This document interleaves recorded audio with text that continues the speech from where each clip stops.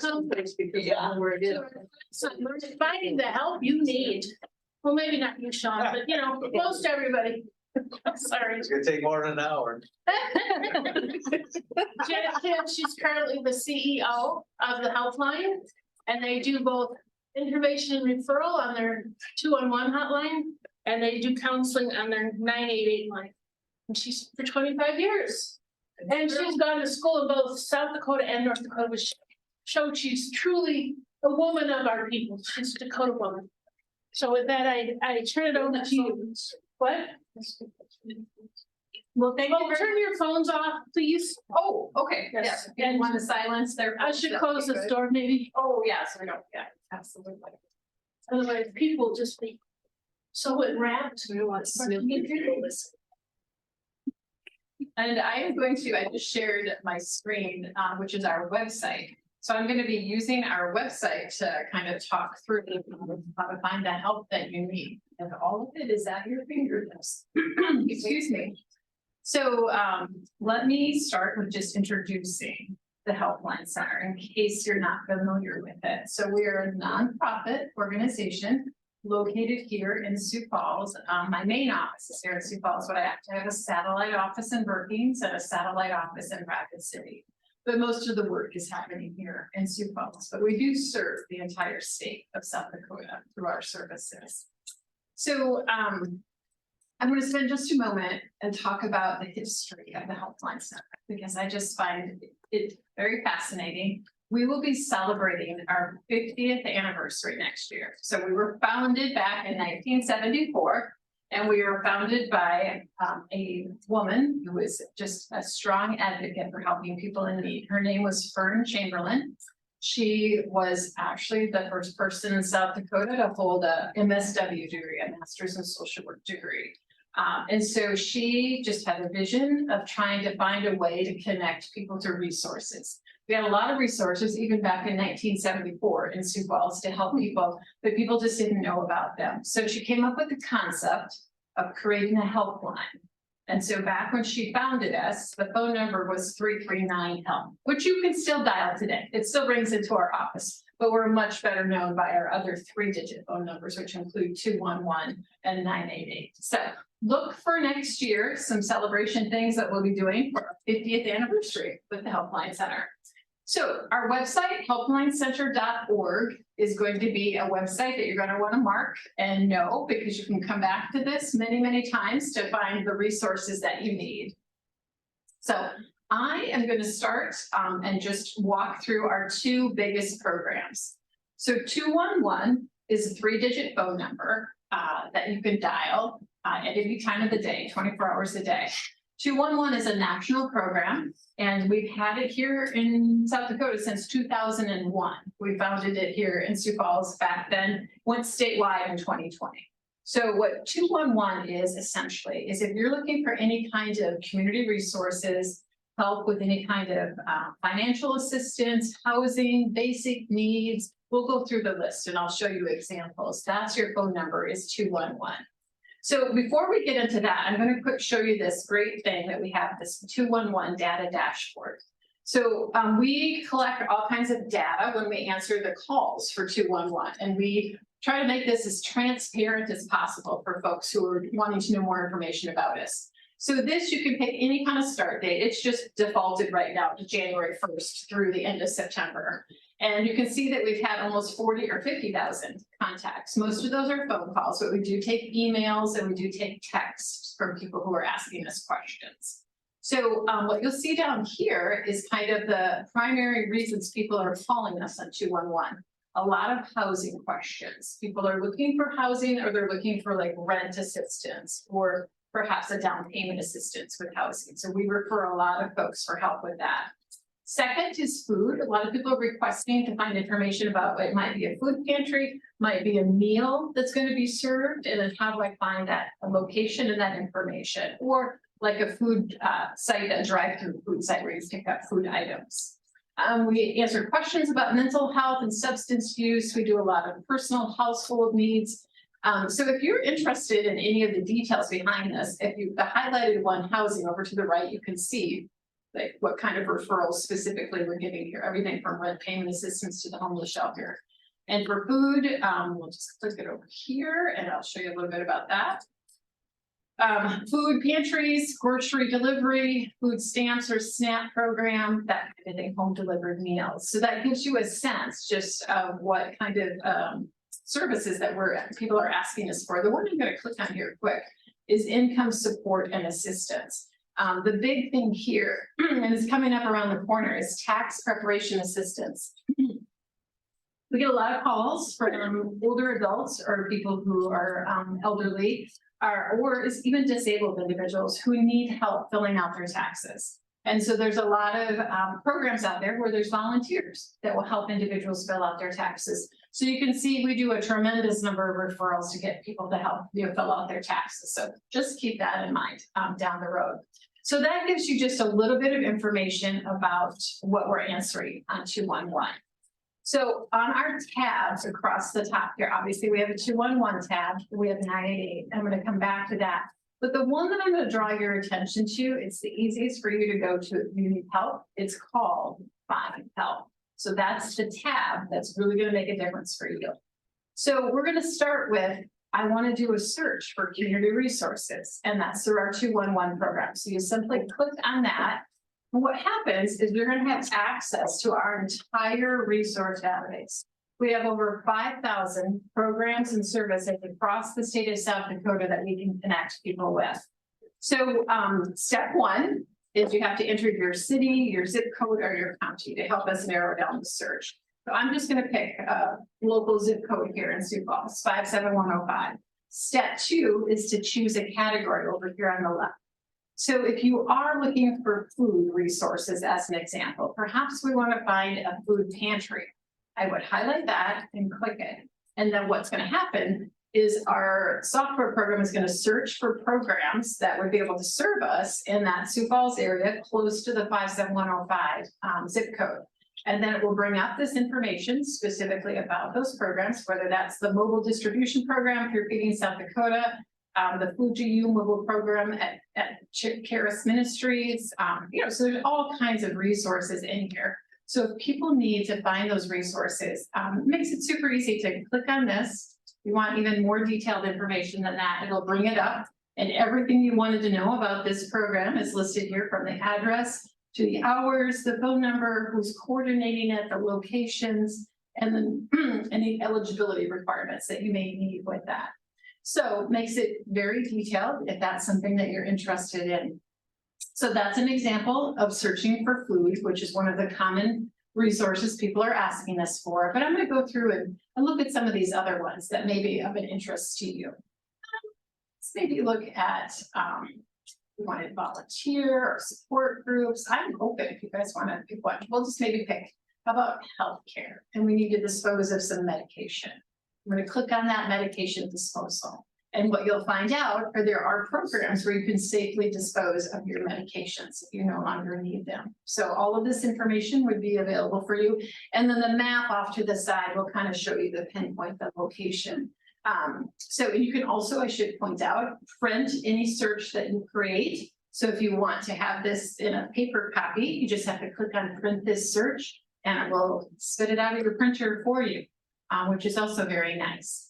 So I'll go back and just do another couple just to kind of give you a sense of what this is like so you feel comfortable utilizing it. If we go to support groups, we do a lot of different types of support groups. So let's look at maybe just the general mental health related support groups as an example. So this is going to bring up any kind of general mental health support group, whether that's an anger management program, a general support group. So that's all going to be in here for you to search through and identify if that's the specific program you were looking for, or if you wanted more information, you can easily bring that up. So I'm going to do transportation as our last one. Transportation is one of the top 10 reasons people call 211. A lot of transportation needs in our community, actually across the state, but we hear a lot from folks here in Sioux Falls that they're struggling to find transportation. So if we click on transportation and go over to the right, and we're going to look at, either maybe medical appointments. You need to get a ride to a medical appointment. There are several programs in our community that do provide that type of information. So one of those rides, I'll just highlight here quick, is the top one. It's called Older Adult and Disability Transportation Program, and it's actually housed at the Helpline Center. We received a grant and then some contributions that specifically allow us to pay for transportation services through the Lyft program. Lyft is just like an Uber where a driver has a car and they pick you up and take you to wherever you're going. And so those costs are covered by the grant that we've received. So this one's super easy because you can just dial 211 to get access to that. And then we do have some eligibility guidelines as far as how much income you can have. But just looking for people who need to get to a medical appointment or a social service appointment, and that ride will be scheduled for you. Super slick and easy to get that transportation. So there's several other transportation programs in here, but I did want to call just attention to that one. So people can find them easily. So that this is the resource database for 211. So once again, you can always go online and search. Some people they just go on the website and look for resources on their own, very independent.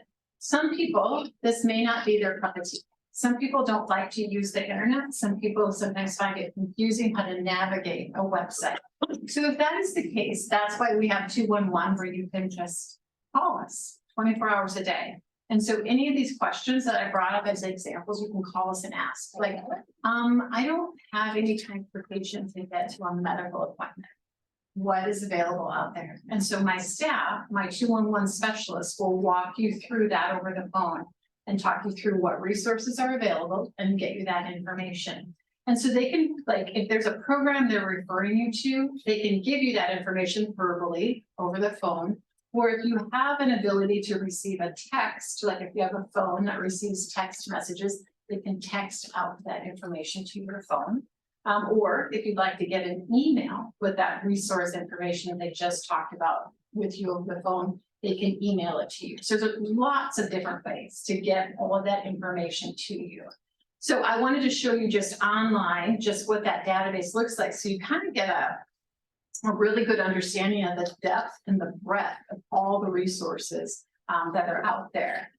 So please feel free to utilize this on the website or call us at any time for that kind of information.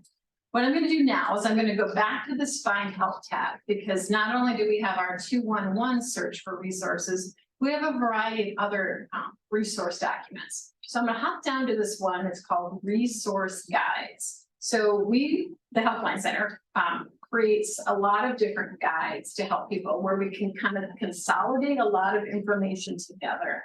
So as an example, right now we're in the Sioux Empire area. We're statewide, so that's why there's other communities listed on here. But if we go under the Sioux Empire area, you can see we have a basic needs guide, we have a helping hand guide, we have a food calendar that's specific to just food distributions, we have a mental health guide, and we have some housing lists for people who are looking for subsidized or low income housing. So I'm going to pick I'm going to click on our helping hand guide. This is one of the most popular handouts that we have, that we give out thousands and thousands of these every year. So this is actually a little card that's folded into 4 different quadrants when you pick it up in a hard copy. So this is like the cover, and then this is some of the inside things. So we created this as a quick reference tool for people if they needed to find out like food, healthcare, the shelters here in town, that kind of thing. And then, so that's the first page, and the second page is down here. It actually has a map. So every resource over here is labeled with a number. You'll notice like this one, the DSS office is number 20. So you could then look on the map and find number 20. That's where the DSS office is located. So this is a handy little tool. We have a lot of our community organizations in town who work with clients who perhaps that organization doesn't meet the needs of that client, and they want to get them to the agency that does have that resource. So they hand out this little document and then highlight or circle like which organization they need to go to. And you can see on the map how to get there. So that's just, whoops, get my back to my tab here, hopefully. So that would be our helping hand. Now, if you click on the basic needs resource guide, this is going to be much more in depth. You can see that this one is 86 pages. So it is an enormous document because it lists information about all of these resources, everything from employment and the resources that are available for that, all the way down to other topics, which I'll get through to the next one. I think it's family planning or parenting and childcare. And anyway, the list goes on and on because there's 86 pages. So some people want a comprehensive list. This would be that. Like, I want to know all the basic resources in the Sioux Falls area. This is your document, 86 pages long. Now, that's kind of overwhelming, I think, which is why sometimes it's a little bit easier just to call 211 if you're looking for something specific, or if you want just your basic needs. That's the one I pulled up earlier. So that kind of gives you a helpful hint if you want an actual resource guide.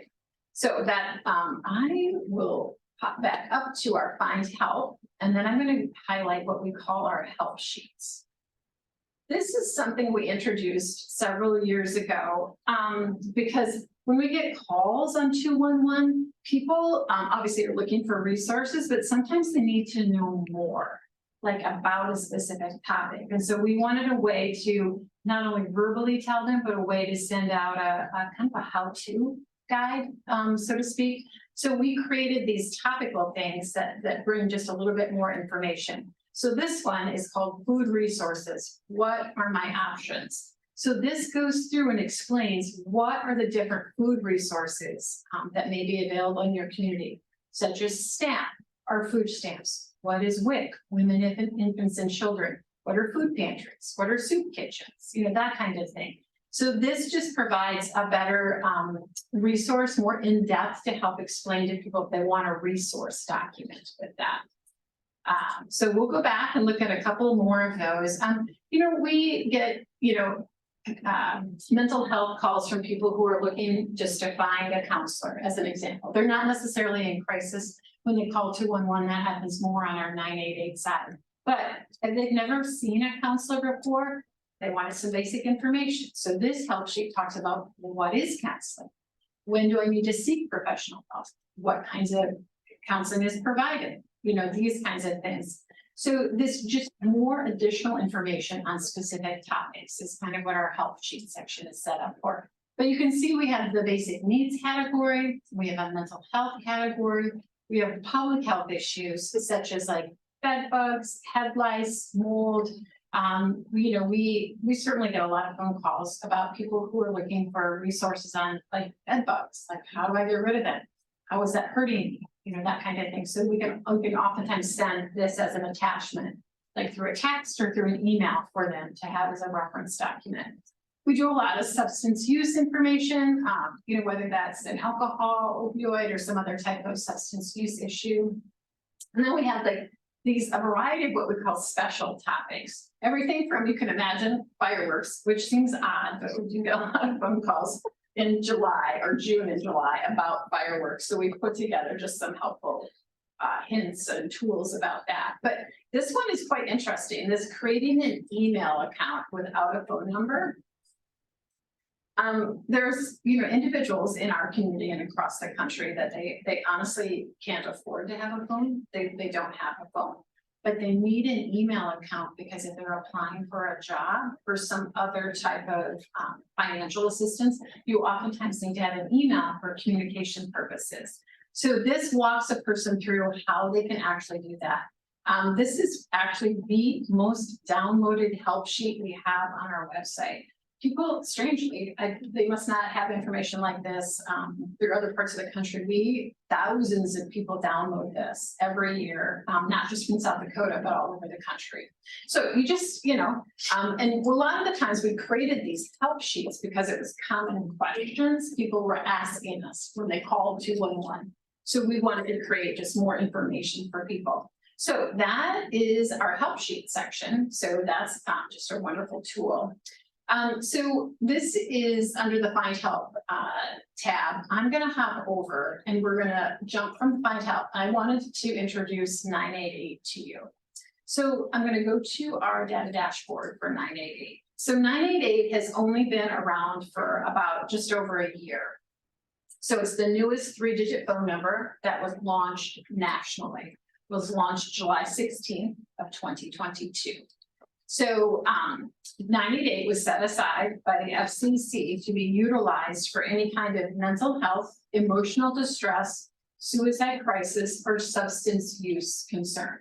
So that might be a person who's maybe in crisis, but it might be a family member who I need to find help for, who is struggling with depression, anxiety, or some other type of substance use.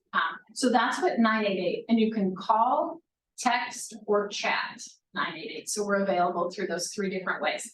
But I wanted to just give you this is quickly 988 just since the beginning of this year, so not even including last year. We've had over 7,500 contacts. Most of those are phone calls, as you can see. We do receive texts and we do receive chats.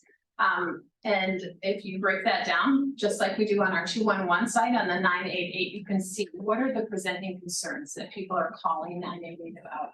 Well, suicide is at the top, that we have people who are asking questions about suicide or they're in a suicide crisis when they call 988. And family and relationship issues is sometimes surprising that we get so many phone calls about that. But a lot of people just have conflict with a partner, a spouse, a child, a friend. And so they don't know how to resolve that conflict. So then they call 988 and then we can talk with them about that conflict and how to help resolve that conflict with a family member. And then you'll see anxiety, depression, substance use, grief, those kinds of things are quite common on 988. So people always ask me what happens when you call either 211 or 988. So let me just kind of tell you what happens. When you call 211, the first thing my staff is going to ask you is, what is your zip code? Because they need to know your zip code because they have to find the resources by you. And then the next thing they're going to ask you is, how can I help you today? So if you're looking for food pantries, they will then search for food pantries for you. Or if you have multiple kinds of issues going on, they'll help you with all of those issues. Yes, Jim. Jim, what's the background of the staff? Oh, great question, Jim. So our 211 staff are all professional staff. We don't utilize volunteers in our call center at all. The 211 staff have bachelor's degrees in like a social services, like social work or psychology, or some type of human development is more than likely their background.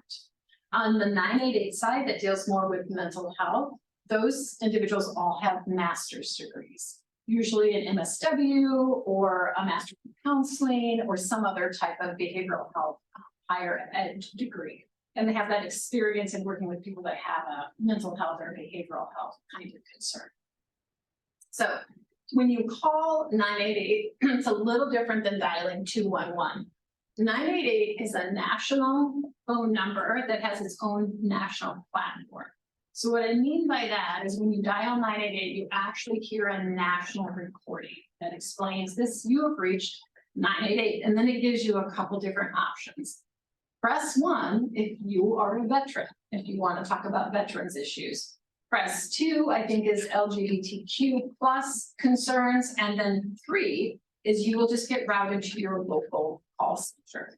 So if you don't press anything and you dial 988 from South Dakota, you'll just get routed to our call center in Sioux Falls automatically. If you were to press 1, you would get routed to a national veterans center to help with veterans issues. Yes, ma'am. Who funds all this? Oh, great question. Yeah.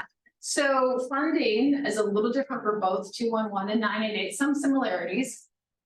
211, we launched back in 2001, and then we spent the next kind of 20 years trying to get funding to be statewide. So we had kind of a hodgepodge of funding, everything from local governments like city, county, local United Ways, just some kind of fundraising events we would do. And then in 2020, the legislature finally agreed to support statewide 211 and fund the cost of statewide 211. So now 211 is funded through the state Department of Social Services through the legislature. So many years to kind of advocate for that and get convinced them that it was important for the entire state to have access. Another question, like a lot of your people that work on 988, do they have another job or do they do that full time or a combination? Yes, so both my staff on 211 and 988, I have a core group that are full-time staff. That's their main job, is to answer the calls. But we also have a lot of not volunteers, but part-time staff who might come in and work an evening shift or work a weekend shift, that kind of thing. So we employ both full-time and part-time, but more full-time. Speaking of evening and weekends, I didn't think about that. Is it manned 24 hours a day? Yes, both 211 and 988 are staffed 24 hours a day. So generally our staff is on site. We believe that our staff provide the highest quality of service if they're actually in the call center as opposed to working from home. We obviously did a little bit of that work from home when the pandemic was happening in COVID. But we just brought everybody back into the office after that because it's very beneficial to have your coworker to bounce ideas off of or to debrief after a phone call. So we, occasionally have people who work remote just because we don't have any other options, but most of the people come into the office. I just keep thinking, that's fine. To have like a certain time of day or a day of the week or day of the month that's busier, that's going to be busier. Yeah, so it's a little different. 211 with people looking for resources. I would say that beginning of the week is busier for us, like Monday through Thursday is busier with call volume. And it generally picks up like after 10 o'clock in the morning and it will, stay pretty steady through 5 or 6 into the evening. Now 988 is a little different. 988 with the mental health calls, it's pretty quiet in the morning. Those calls will typically pick up maybe at noon. And then they actually are busy all the way through till like 1 o'clock in the morning. It stays pretty steady with texts and chats and calls for 988. Now, some of that is unpredictable. Sometimes there'll be a spike because something happened or there was a national promotion of 988 and more people are calling it or that kind of thing. But in general, does it seem busier like holidays or are there certain holidays or worse? Some that are. Yeah. For 211, we actually get busier before the holidays because people are looking for, and we're already getting phone calls about it right now. I need to find food for Thanksgiving dinner. I need to find a place to get holiday assistance or Christmas presents for my kids. And so many of those programs you have to sign up ahead of time. So we get busy in the month of November and early December for 211. Now for 988, it stays pretty steady. We used to see kind of a little bit of a bump after the holidays because people kind of make it through the holidays, but then kind of a reality sets back in with whatever they're experiencing, depression, anxiety, that kind of thing. So we're still learning with 988 because it's relatively new. So that trend may change, but that's kind of what we see right now. No, those are great questions. That's Thank you. interesting. Yeah, if you think of other ones, just let me know. So this is just kind of that chart. If you want to look at calls and how that looks, I'm going to pop over. We have a demographics tab on 988. We aren't able to ask all of our callers, but we do get some really good data as far as the age group of people that are reaching out through 988. And you can see that we do get a lot of what we call young adults, but we hear from people across the age span as far as mental health and behavioral health concerns. The split between male and female is pretty even. And then of course we have people who have not shared or that they fall in the transgender or non-binary category. So just very interesting how that works. This is for all of the content. So if I wanted to see like, what does the demographics look like with people who chat instead of call us? You're going to see a huge spike in the people under 20. People under 20 are more than likely to chat with us. They don't like to pick up the phone and call us. They just want to type on their computers and tell us what's going on, or they'll text us. So just, nothing that's super surprising, but it is kind of interesting to see that. And in that chat, you'll notice that it's more heavily female weighted, in that young age females are who was reaching out to text or chat with us. The other thing I was going to point out on our crisis tab talks about crisis contacts. So going back to what happens when you call 988. So first of all, you get that national switchboard, and then when you get routed back to us at the Helpline Center, one of my counselors answers the call, and they really are going to just start kind of talking with you and figuring out what the primary reason is why you called. Like, what's going on in your life right now? Is it an issue with depression, suicide, family kinds of issues, whatever that concern is? So they're going to continue to talk with you, and in that process, they're going to do an assessment to kind of figure out, is this something that somebody's life is in danger? Do we need to take some steps to make sure you are safe or your family member is safe? So this is what this stat is showing, is 97% of the time when people call us on 988, we're able to stabilize them. We're able to de-escalate their crisis, kind of stabilize them. We create a safety plan with them, and then we're able to kind of refer them to, if they need a counselor or some other type of behavioral health resource, get them connected with that. And we do an amazing follow-up program on 988. So that was one of the things when 988 was introduced a year and a half ago, is how can we keep people from falling through the cracks that have behavioral health issues? So when a person calls us on 988, we of course help them with whatever the concern is. And then at the end of the call, we ask, would you be open to us calling you back to follow up and check in with you? The vast majority of people say yes. So then typically we'll give them a call back on the next day or two and check in with them. And how are you doing? I know when you called this last time, you were struggling with depression. We talked with you about that. We created a safety plan. How are you feeling today? So we'll do a series of follow-up phone calls with people over the next 4 weeks, because we want to make sure they're stable and that they've got connected to those resources we talked about. So we hopefully can prevent them from falling through the cracks. The other thing I want to talk about this a little bit is before 988, when people had a mental health crisis, more times than not, they dialed 911. People didn't know what else to do. If my family member is talking about suicide, I'm not sure what to do, so I'm going to call 911. Well, our folks at 911 are amazing people. We work with them quite a bit, but they're not mental health professionals. That is not what they're trained in.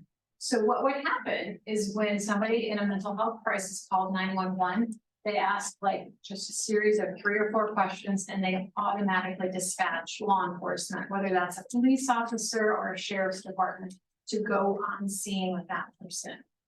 So if you've ever had a family member that has experienced a mental health crisis, having somebody show up at the door with a badge and a gun can sometimes not be the best outcome, because sometimes that can agitate the person even more to have law enforcement show up. So we really wanted to work with our local law enforcement and 911 to figure out how we could get the best outcome for people. So we created an MOU, a memorandum of understanding, with our 911 center. We started it here in Sioux Falls, and we've expanded it across the state.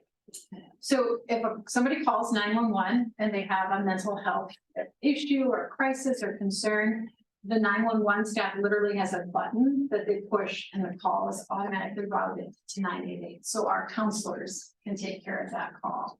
So that has been a super, super positive, because that means less and less law enforcement is dispatched. The law enforcement are very happy, because that's not their expertise either. They're not mental health professionals.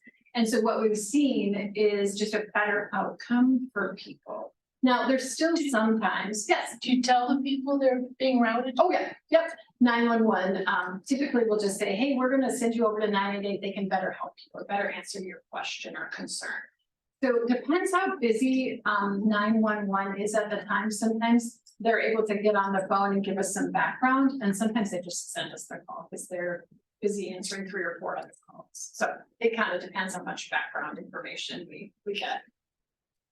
But the partnership with 911 has been very, very successful, and we're very, very proud of that, because we want to help people the best way possible, the least intrusive way when they have that mental health crisis. Sometimes when that person, so in 3% of the time, you still do have to do some type of intervention. They're just at a point where perhaps they've already implemented whatever plan they were going to do to hurt themselves. Maybe they've already overdosed or something like that. And we will have to call emergency rescue to that person. So, but it doesn't happen as often as people think. And so I always like to put that out. Yes, ma'am. Is this, or I should ask, how do you promote this or get the word out at assisted living facilities, colleges, schools? Yes. Yes, and we've spent the past year and a half really trying to educate people about 988 since it's new. Right. People didn't really know about it. So I'm going to hop up back on our website here.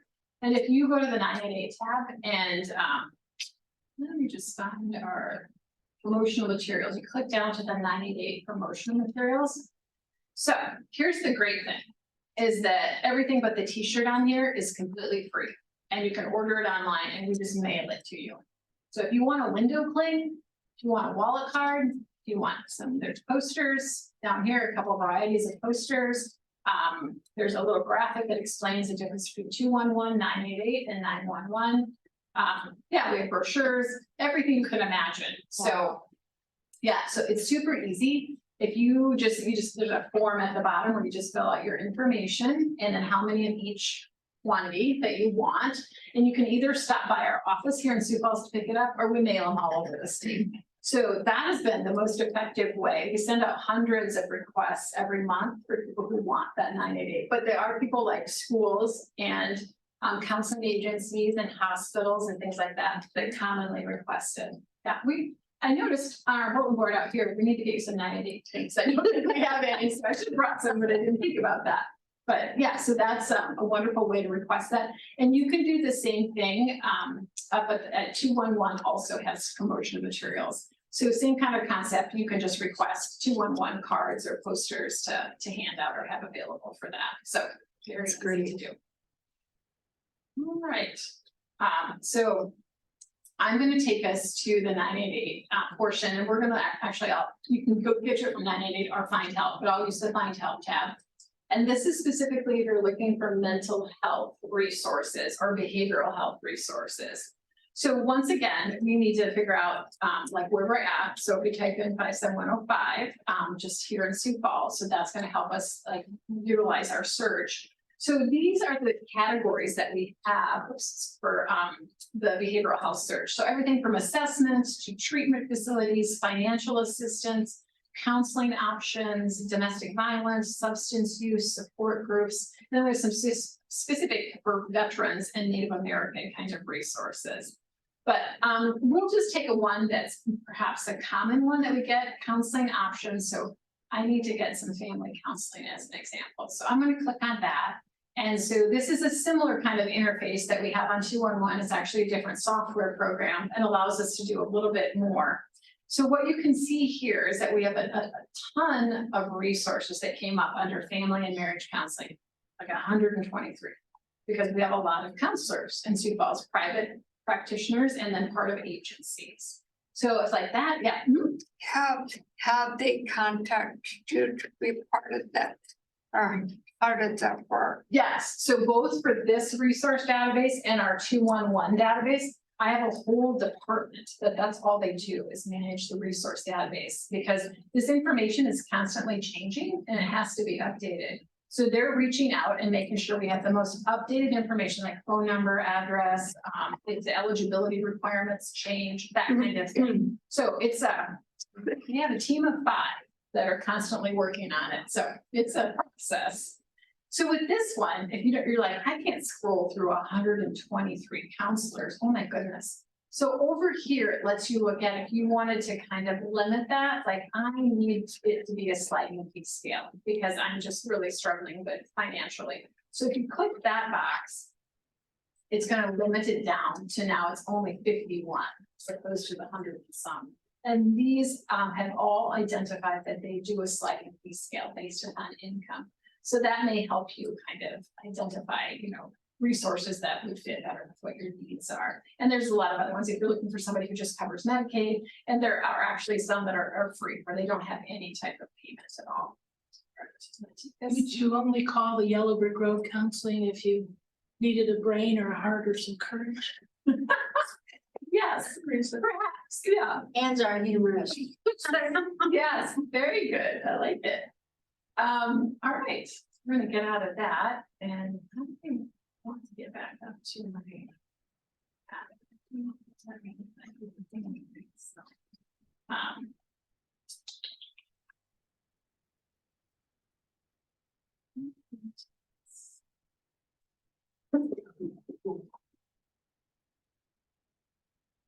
I'm pretty good at the Zoom and sharing my screen, but I want this. There we go. All right. Now we're gonna go back. All right, there we go.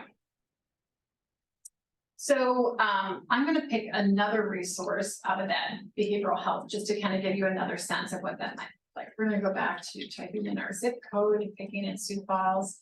And then let's say that we're looking for, maybe this time around, we're looking for some type of substance use, that kind of thing. So we need to have some counseling for substance use. So I'm gonna click on that. It's gonna be the same kind of concept where this one will let us sort if they serve a certain age group, or sort once again by payment options if we want to limit it down from the 94. So if I only want, adolescents or children, there's only one resource specifically that will do that. But, that will help you kind of narrow it down. So that kind of gives you an idea with that. So this is just another option to find those behavioral health resources. So we try to, there are some crossovers between the 211 resource database and the 9881, but the 9881 is way more in depth with the behavioral health and mental health. So I really encourage you, if it's some kind of mental health issue you're looking for, to go to the 988 database to search for that. All right. We have a question online. What happens in more remote areas of the state? Say someone in Presho or on an Indian reservation calls. Yes, also very common calls for us. And whether that's through 988 or 211, we're going to find out where they're located too, to search for those resources. Now, on the reservation or in someplace like Presho, there's just not as many resources. Like, it's not going to bring up 124 options. There may be a handful of options to serve individuals in rural parts of the state, but there are resources and we will work with the individual on that. Sometimes what we end up doing for folks in rural South Dakota is if that resource, maybe it's the community mental health center that serves their area, but they don't want to go to the community mental health center because they know people will see their car and they don't want people to know that I'm getting counseling. So sometimes we work with them to find a counseling agency that they may have to drive to. They may have to drive a couple of hours, but that's better for them because they don't want that. They want the sense of privacy that people don't know that they're receiving some kind of mental health treatment. That still happens. It doesn't happen as often as it used to because people are more accepting and more willing to talk about getting counseling or seeing a doctor for behavioral health concerns. But that stigma is still out there for sure. Yeah. All right, I wanted to talk just a little bit more about some of the other resources on the Helpline Center, our website. So we have this one tab that's called Suicide Grief. So we work specifically with individuals who have lost a family or a friend to suicide. And so we last year updated all of these web pages and built them a little bit differently to make the resource information more readily available for people who might have lost a loved one to suicide. So you can request information through here. And we have this amazing booklet that we put together. It's a guidebook and you can download it and print it right from your printer. Or when you request it up here, you can actually have it mailed to you. So whatever you're more comfortable with, but if you've lost a loved one to suicide, it's a very helpful tool to kind of make you feel that you're not alone, that other people have gone through that grief response. And that grief response is typically different because there's still the stigma and the shame that's attached to it when a family member dies by suicide. So one of the other things I wanted to point out on this part of our website is we have this amazing in remembrance page that we and it's constantly changed because people are adding it. So we wanted a way for people to remember the loved ones that have been lost and honor those individuals. So people can post a photo and they tell a little bit information about that person. So like if you click on this one, it talks about his name was Ryan and just a little bit of statement about Ryan so that you don't forget those individuals. But it's just, you can scroll through and see that we've lost people from all walks of life across the state. So just a way to remember those folks, and you can easily create a memorial just by clicking on that and submitting a photo and doing a little brief write-up about that. The other thing is the support services that we do provide for those people that have lost an individual to suicide. We have a class, we have monthly support groups, we do individual like phone calls and meetings with people who have lost a loved one to suicide. So all of that is available at no charge. We don't charge anything for the services. And so if people have had a loss, they can reach out to us and we'll be there to support them. And it's interesting. Sometimes in our support group or our educational class, we'll have people that had a loss like just 6 months ago, like they lost a son or a daughter. And then we'll have somebody in the group whose loss was 20 or 30 years ago because they couldn't talk about it. Just never processed that grief. Like maybe they lost an aunt or an uncle or a parent a long time ago. And so they come to the support group, but they all come and provide that connection with each other because they've all been through something similar. And that's really the true benefit that I see is that people really have that connection and support with each other as they're going through that grieving process. So that is a little bit on that, but I'm going to take you back to our main site. This is just our grief response.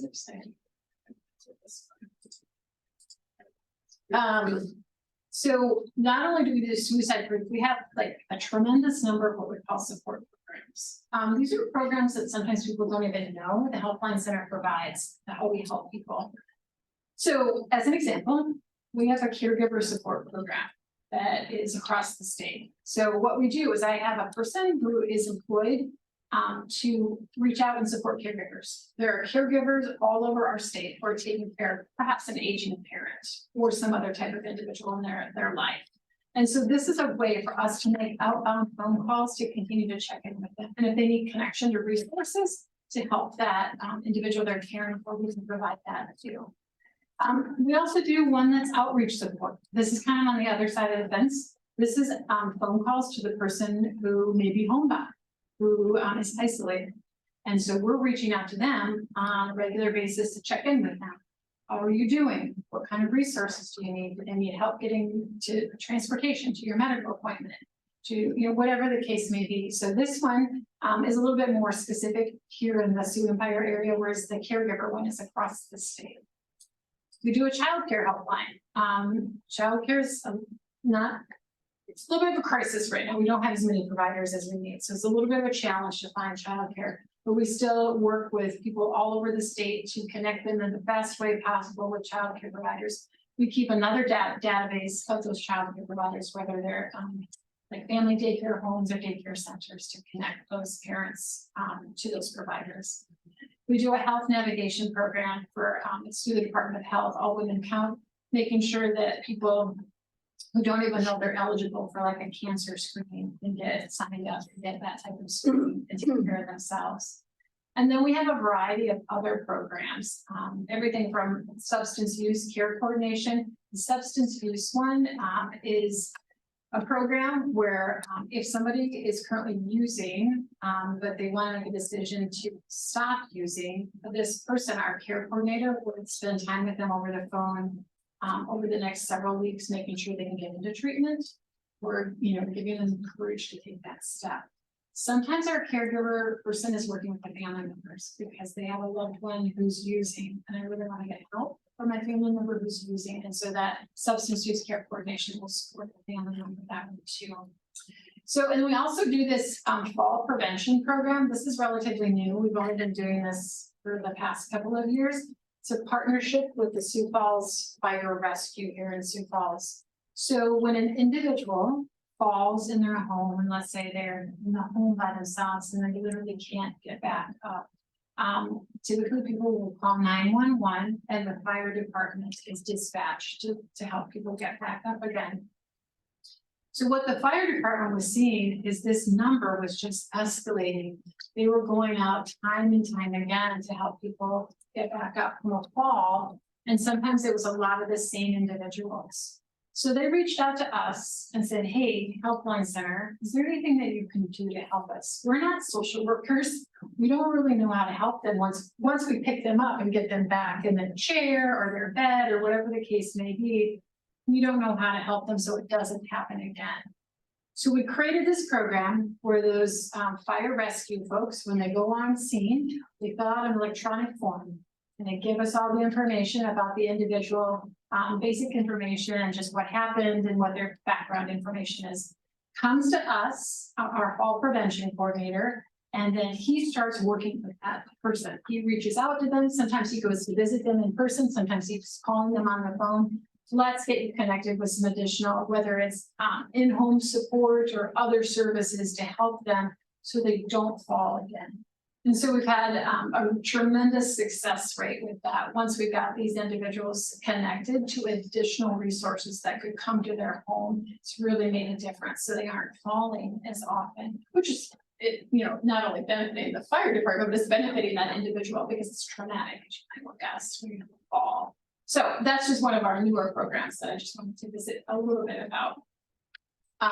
One other program I'll talk about is our Helpline Center Network of Care. This is a little bit more, what do I want to say, abstract. So the Helpline Center, because we end up connecting with all of the different nonprofit agencies because they're in our database and we make referrals to them. So several years ago, we identified the need that the agencies weren't really talking to each other. Like they may be helping the same person, but they had no idea they were helping the same person. They weren't really great about making referrals between each other. So we created the Network of Care. It is a shared software system that allows, like if a client goes into community outreach, they may need rent assistance. That's a common reason why somebody would go to community outreach. Community outreach is part of our network of care. So when the client fills out basic intake information, demographic information, what the presenting concern is, it goes into this network. The client gives permission. They sign a release of information.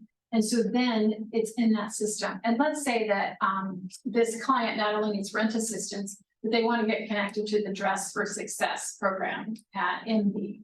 Because it's a woman and she's looking to get a different job, but she needs better clothing, professional clothing to do that, to go to a job interview. So in the network of care, the community outreach person can just make a referral directly to the MB program, fill out all that information. So it's at Dress for Success, just like that electronically.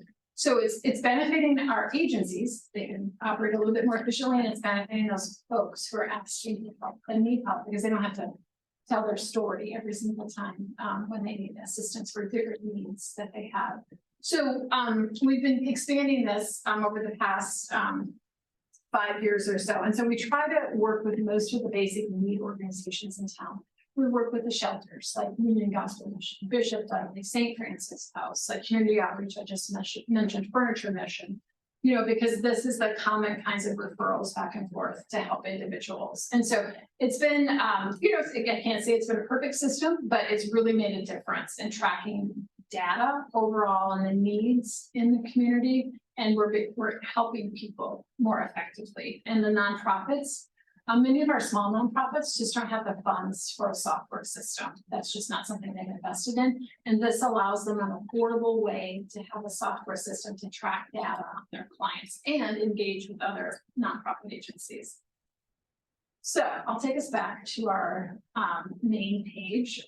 So that's where you can, at the top is where all those navigation things that I was pointing out. So there's more information about on our site. As an example, this is specifically if you're looking for holiday help because you need Christmas presents and you need a Thanksgiving meal, you would click on that.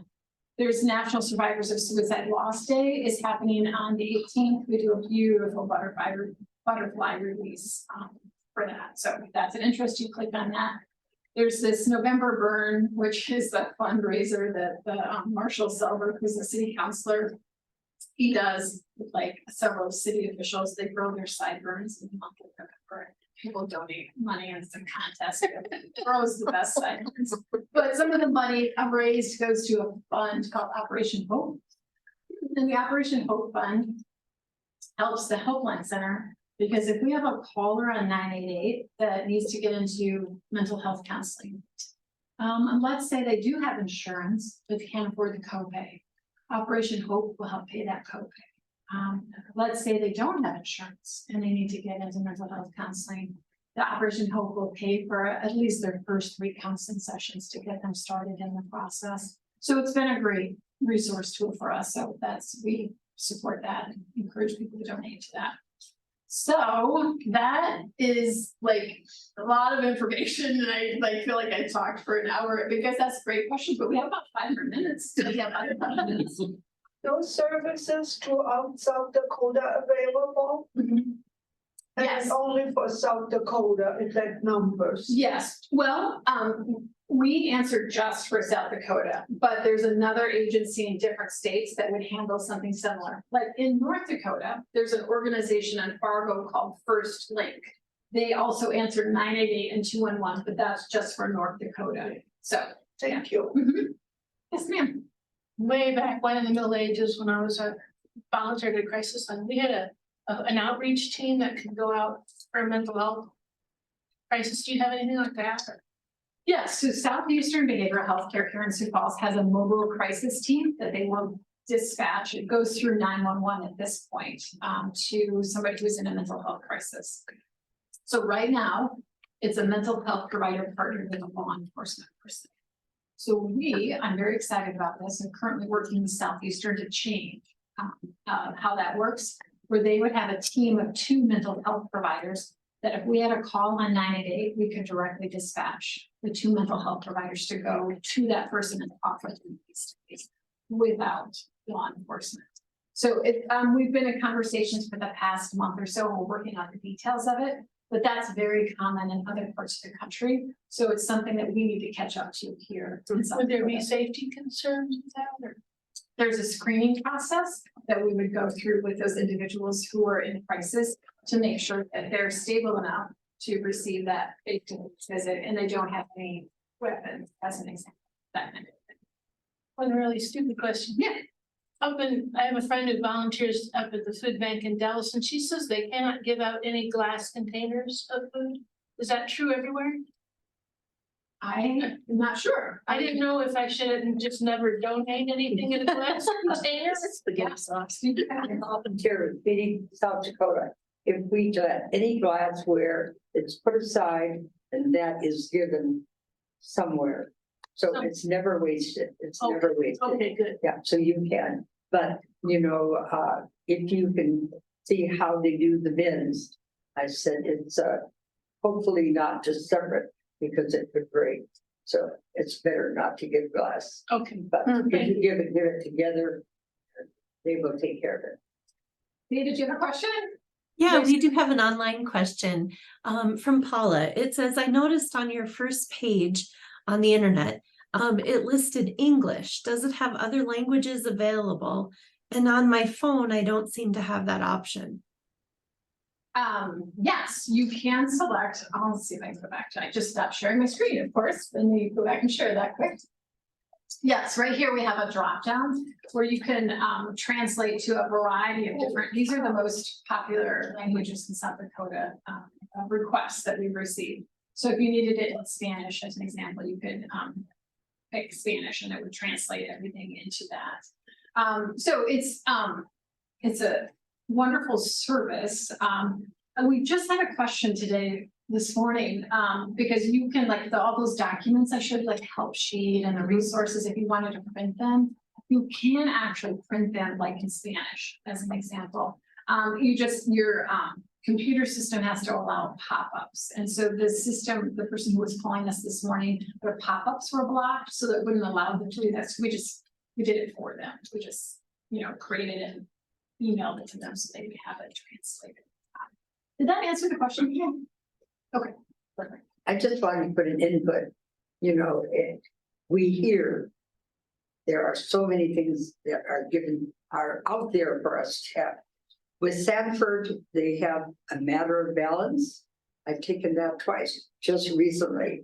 So, it's well worth taking, and you find out what you can do to help at home to make your muscles stronger and your mind going. So No, it's a great if you example. look at the hospital Yeah, there's some service that they will so give many to resources out there. us older people. Yes, there are, yeah, there's been really good ones too. Yeah.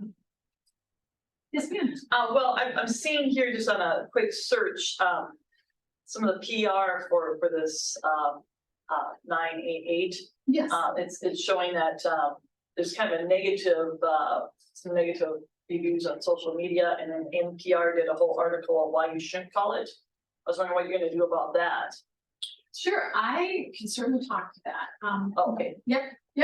So, before 988 was launched a year and a half ago in South Dakota, we spent a year and a half planning for 988. Because you had to be prepared, because the call volume we knew was going to be escalated from what we had seen previously. So we had this great, amazing team from across the state that included state workers, community mental health centers like South, law enforcement, 911 centers. And so the Helpline Center, because we're the single provider in the state of 988, we're a little easier to manage than some states have multiple providers.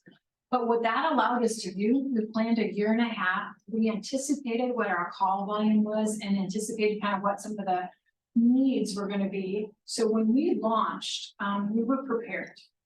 I will tell you that is not the case in other parts of the country. In other parts of the country, they were not prepared for the 988 kind of increase in calls. And so they weren't staffed up. And sometimes it's because they didn't have the funding. They couldn't hire the staff. We were blessed in South Dakota to be in a position where they allowed us to build that staff up ahead of time. So a person's experience dialing 988 in South Dakota is very different than dialing 988 in Texas or Massachusetts or wherever they're at in the country. So we just have a much higher satisfaction rate with the people who call us, will call us back again, and just the experience is much more positive. Some of the negative connotations were that some of those 988s that were not prepared, they didn't have qualified staff answering the calls. And number two, they would dispatch law enforcement pretty readily right away. We don't do that in South Dakota. As you can see from that stat I had, 97% of the time. We support them, we de-escalate them, we don't involve law enforcement. We only use law enforcement as kind of a last resort, like it's to, we have to. So there was a lot of negative feedback from that, but I can assure you in South Dakota, we have a great system and lots of partners working together to make it even better. Yes. That's pretty unusual for South Dakota to be ahead of the curve on something like this. What do you credit that to? I think it's, some of it is just because the Helpline Center is a known and trusted organization in the state. We've been around 50 years. And so we knew 988 was coming, and I have a great relationship with the Department of Social Services. So we were just able to put our heads together and really plan this out. And the other thing is I've got to give credit to our funding sources, which the state legislature had to step up and fund 988 and support it, because I had to hire those counselors because I didn't have the funding to hire the counselors. But they saw that as a need in South Dakota to help people with mental health concerns. So we got to give credit to them for stepping up and supporting us financially. That isn't the case in all of the states. A lot of the states are still struggling to find financial support for 988. And that's pretty unusual too. Yeah. That our legislatures, never mind. They surprise us. With government support, you have to keep more statistics. Yeah, as you saw on our page, I have a lot Oh, of boy. data that they can, anybody's access to. Yeah. We don't- I'd like to thank you for your 211 services, as I call them quite often to help set up Delta Dental appointments for the immigrants. And they've always been very helpful and a good staff. Thank you. Oh, you're very welcome. Glad that you can help. That's wonderful. All right, I see it's a little bit past 3, so we better wrap it up, but. Now I'm gonna have a lot of